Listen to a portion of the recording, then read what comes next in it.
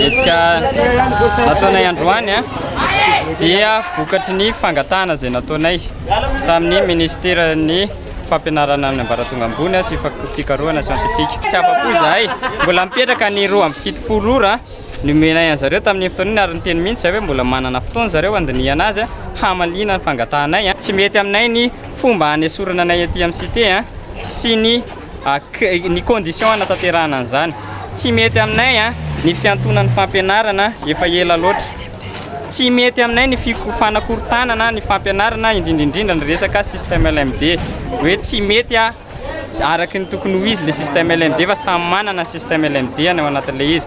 Tsy mety aminay ihany koa ny finiavana tsy mijery ny olanay ety amin'ny cité voalohany indrindra alohany makasika ny infrastructure ny rano sy ny jiro ny olana madinidinika rehetra manaraka an'izay tsy fahampin'ny fahafahana manatanteraka ny fianarana indrindrindrindra ny resaka connexion zany. Araky ny zava-misy moa zany dia misy mpianatra namana zany voasambotra any ka ny esika fitakina ity moa zany efa niezahana misy natao amin'ny filaminana. Izao président conseil d'administration ny 3 mijoro eto milaza fa tsy marina velively ny filazana fa ongotan'ny ministra amin'ny trano ny mpianatra.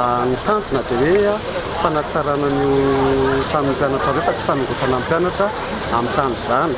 Ka ito zany dia milaza maha président conseil d'administration ny tena koa amin'ny 3 fa diso ny filazana aminareo mpianatra fa esorina teo ianareo fa ambarako kosa androany nefany fa misy koa nefany ny fanapahan-kevitra zay indraisina hoe ny amin'ny ampidinana ny fatrano mpianatra dia mbola eo pandiniana indray izay raha toa ka efa nisy fanapahan-kevitra ndraisin'ny conseil d'administration.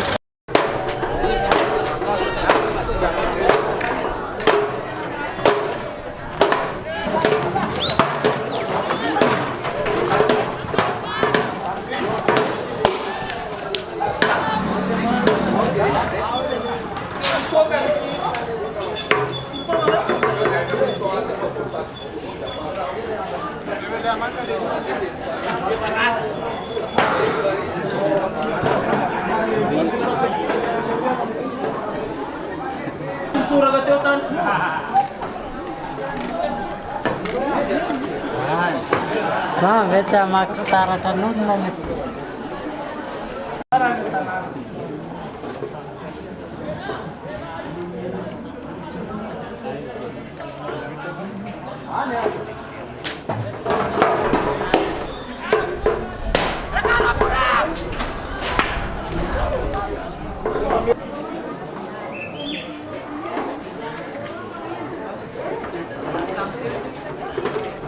Yeah.